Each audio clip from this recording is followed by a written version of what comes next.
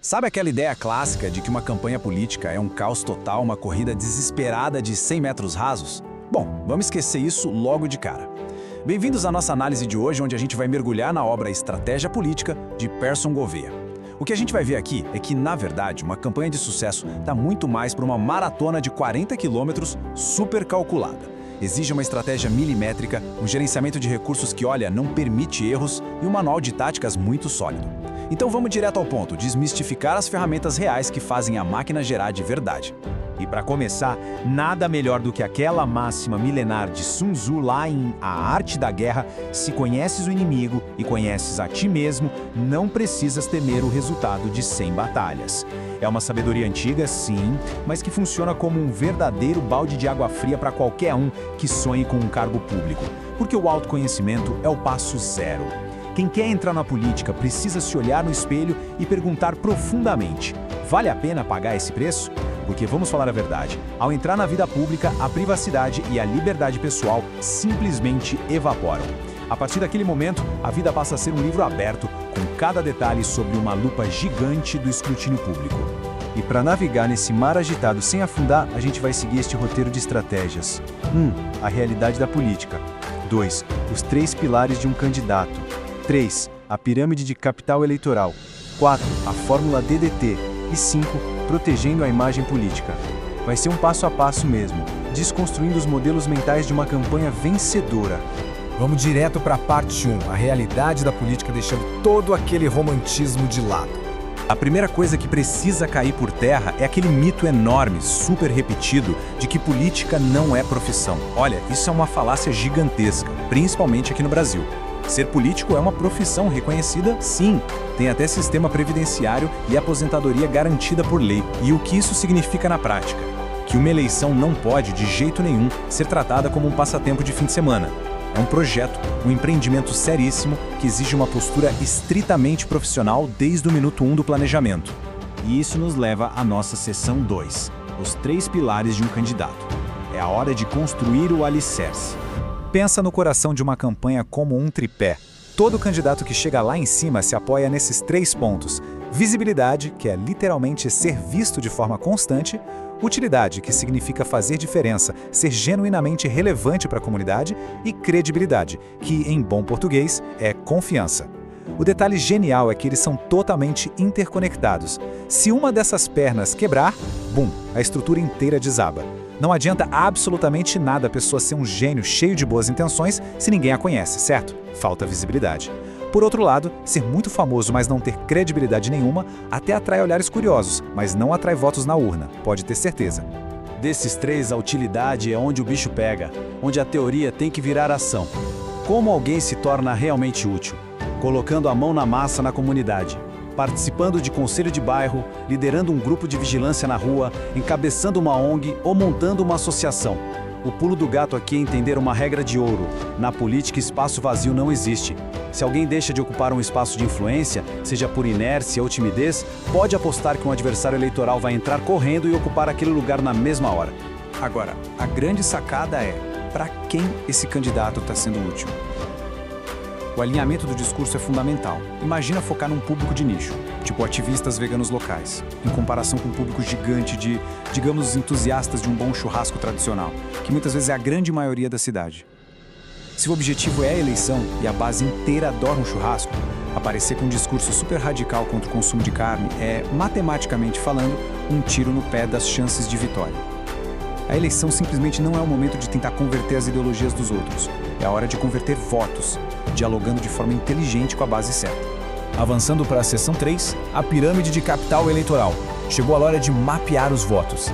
E aqui vem aquela famosa pergunta de R$1 milhão. De onde é que os votos saem de verdade? Será que eles brotam do chão assim por pura simpatia na véspera da eleição? A resposta para isso é exatamente o que faz a principal engrenagem de uma campanha moderna funcionar. E essa engrenagem tem um nome: pirâmide do capital eleitoral. Na base dessa estrutura, existe um mundaréu de pessoas que simplesmente não votam de jeito nenhum, não importa o que aconteça. Logo num degrau acima, estão os indecisos ou a base do adversário.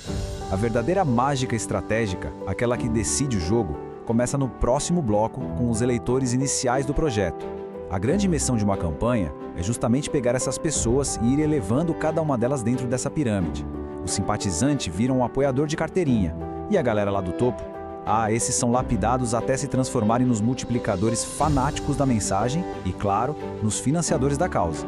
E não se engane, é virtualmente impossível conseguir financiamento forte lá em cima se a base não tiver sido cimentada tijolo por tijolo. Seção 4. A fórmula DDT. Vamos falar do triângulo de recursos. Essa fórmula por trás do sucesso das campanhas orgânicas é fascinante. A sigla DDT significa dedicação, que é gastar sola de sapato e queimar as pestanas com estudo técnico, dinheiro, que é o investimento em si, e o tempo, que é a variável totalmente dependente que ninguém controla. O ponto brilhante da estratégia é perceber que esses elementos compensam uns aos outros. Se falta dinheiro no bolso, o que é a dura realidade da gigantesca maioria, essa lacuna gigantesca pode e deve ser equilibrada com níveis absurdos de dedicação da equipe, somada ao uso superinteligente e antecipado do tempo. É o que a gente chama de alavanca Gomor, que ilustra perfeitamente essa compensação. Imagine uma gangorra da física mesmo. Bem no começo do processo eleitoral, o tempo é uma haste longa e totalmente a favor. Isso significa que dá para levantar obstáculos monstruosos da corrida usando muita dedicação suada e quase nada de dinheiro no contrapeso. Ou seja, começar cedo é o verdadeiro multiplicador silencioso de resultados numa campanha. Mas tem um alerta piscando em vermelho aqui. O perigoso ponto crítico. Quando o dia da eleição vai chegando perto, a haste dessa alavanca encurta severamente. O tempo simplesmente esgota. E aí, a física inteira do projeto inverte.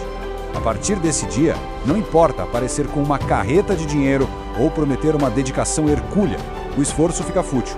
Tentar injetar caminhões de dinheiro e contratar recursos de última hora para salvar uma estratégia que largou atrasada é quase sempre jogar energia e capital direto pelo ralo. É exatamente por isso que o pensamento tático precisa abraçar aquela sabedoria de Napoleão Bonaparte. O tempo é o único bem totalmente irrecuperável. A gente sempre pode fazer um evento para levantar mais fundos amanhã ou conseguir novos aliados para a base. Mas o dia de ontem na eleição, esse já era, evaporou. Napoleão era um gênio na gestão do tempo no campo de batalha e essa mesma implacabilidade se aplica à maratona política. Começar de forma precoce não é uma dicasinha sutil, é uma exigência absoluta. Vamos para a última parte, a seção 5, protegendo a imagem política, que é a arma final. Imagina a diferença gritante que acontece numa linha do tempo pública. 1 ano ou 2 antes da eleição, o pré-candidato é só mais um cidadão comum. Escreveu uma bobagem na internet, levou uma multa de trânsito, geralmente todo mundo perdoa. Agora, no milissegundo em que a candidatura é lançada, a realidade dá um cavalo de pau. A pessoa é jogada debaixo de um holofote ofuscante com um microfone ultrassensível. O nível de cobrança vira algo implacável. Subitamente, aquele comentário esquecido lá no passado ou um escorregão casual viram um combustível perfeito para acender a fogueira do escândalo da semana. Para entender o extremo rigor dessa vigilância contínua, a gente resgata aquele famoso alerta associado a Júlio César na Roma Antiga. A mulher de César não basta ser honesta, deve parecer honesta. E na esfera política, sob os olhares afiados dos eleitores, a percepção do público consolida-se, na prática, como uma realidade absoluta. A pessoa pode até ser o gestor mais genial do universo a portas fechadas, mas se a imagem que chega na rua passar um pingo de arrogância ou ineficiência, é exatamente nisso que os eleitores vão acreditar na hora do voto. Construir a aparência de honestidade e competência dá tanto trabalho ou até mais do que possuir a honestidade em si. E toda essa complexidade da estratégia acaba culminando numa grande parede, numa reflexão crucial. Aqueles 3 pilares têm que estar perfeitamente alinhados, a balança do tempo contra o dinheiro é brutal e a tensão de proteger a própria imagem não tira férias. A pergunta final que fica ecoando na cabeça, depois de ver todas essas engrenagens abertas é: será que suportar todo esse custo pesadíssimo e os sacrifícios pessoais constantes realmente vale a vitória final? A estratégia está aí, mostrando a física fria e implacável por trás de uma eleição. Avaliar se vale a pena entrar nessa arena de poder e julgamento contínuo? Bom, esse é o verdadeiro teste de fogo de qualquer aspirante à vida pública. Muito obrigado por acompanhar a nossa análise de hoje e até a próxima.